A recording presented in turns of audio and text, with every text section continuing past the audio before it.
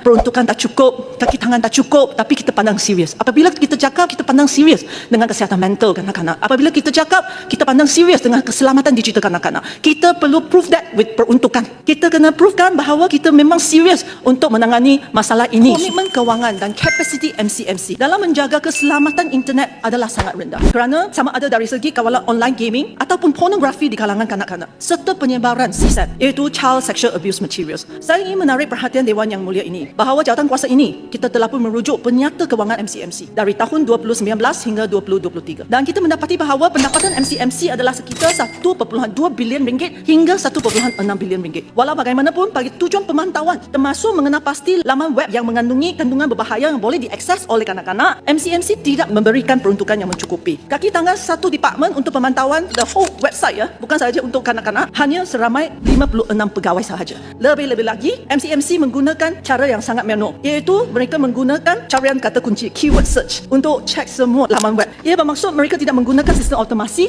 dan juga artificial intelligence AI. Secara keseluruhannya, jawatankuasa telah pun mengenal pasti 3 cabaran utama untuk mengatasi impak negatif pendedahan internet tanpa kawalan dalam kalangan kanak-kanak. Satu, keupayaan penguatkuasaan keselamatan digital negara masih belum memadai disebabkan keberdasan kuasa undang-undang, ketidakpatuhan platform global, dan yang paling penting untuk kita boleh kontrol ialah kapasiti pemantauan MCMC yang rendah. Yang kedua, pengurusan kesihatan mental kanak-kanak di Malaysia masih tidak menyeluruh dan tidak konsisten. Ketiga, tahap literasi digital dan keupayaan pengawasan ibu bapa terhadap penggunaan peranti kanak-kanak masih adalah rendah. Berdasarkan perbincangan dan penelitian yang kita telah pun jalankan, saya ingin huraikan kerana had masa, saya nak huraikan dan dapatkan masa berlebihan daripada Datuk Yang di-Pertua 3 show utama dalam penyata ini. Pertama, jawatankuasa berpendapat bahawa pengurusan kesihatan mental kanak-kanak memerlukan perkhidmatan dan kepakaran profesional serta pengurusan yang sangat sistematik. Kita tidak boleh bergantung kepada guru-guru kerana kesihatan mental bukan bidang mereka dan juga mereka telah pun terbeban dengan tugas-tugas hakiki mereka. Oleh itu, jawatankuasa mengusulkan supaya Pusat Kecemerlangan Kesihatan Mental Kebangsaan NCEMH di bawah KKM menjadi agensi kebangsaan National Focal Point yang bertanggungjawab dalam menjaga kesihatan mental kanak-kanak di Malaysia, dengan KPM dan KPWKM dijadikan sebagai rakan strategik. Dengan itu, jawatankuasa mengusulkan supaya kerajaan memperkasakan NCEMH dengan memperbanyakkan berjawatan pakar perubatan dan pegawai psikologi dan meningkatkan peruntukannya bagi menangani kes-kes berkaitan kesihatan mental dalam kalangan kanak-kanak.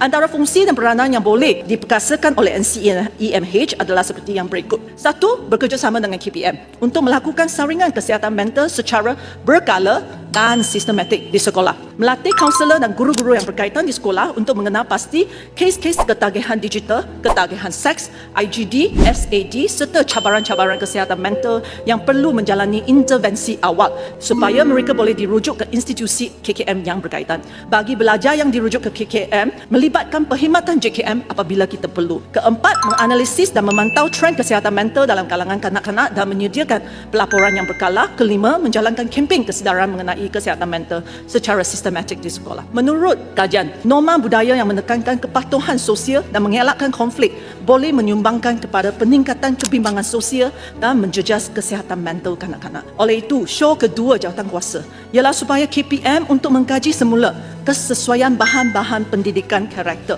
yang utamakan kepatuhan sosial dan menimbang untuk menggantinya dengan pembelajaran emosi sosial yang telah pun dicadangkan oleh ahli-ahli akademik yang menjalankan kajian psikososial kanak-kanak dan juga pihak UNICEF. Saya ingin sekali lagi menekankan bahawa jawatankuasa amat memandang serius kekurangan komitmen kewangan dan kapasiti MCMC dalam menjaga keselamatan internet dalam kalangan kanak-kanak. Oleh itu, show ketiga jawatankuasa ialah supaya MCMC menggandakan peruntukan kewangan dengan segera bagi meningkatkan kapasiti pasukan pemantauan laman web termasuk penggunaan teknologi terkini dan meningkatkan kepakaran sumber manusia yang sewajarnya. Selain itu, MCMC juga perlu menyalur dana CSR ke NCEMH untuk mencegah dan mengurus masalah kes ketagihan digital akibat penggunaan internet berlebihan. Memandangkan pelibatan ibu bapa amat kritikal dalam memastikan keselamatan digital terhadap kanak-kanak, jawatan kuasa mencadangkan supaya MCMC untuk menjalankan kempen kesedaran keselamatan digital secara besar-besaran.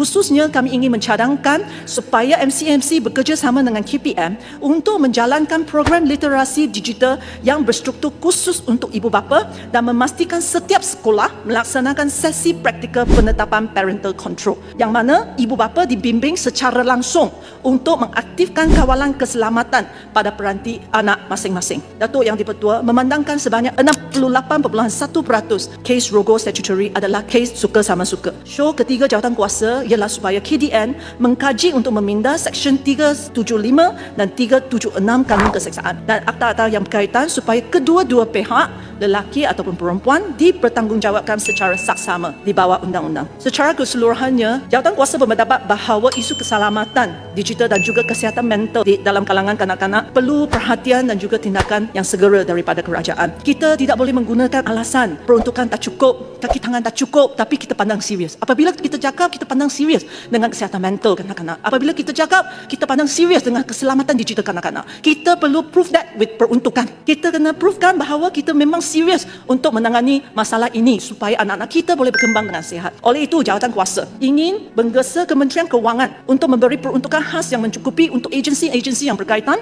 dan juga Jabatan Perkhidmatan Awam JPA perlu meluluskan lebih berjawatan berkaitan kepada semua kementerian yang terlibat dalam pengurusan kesihatan mental di Malaysia.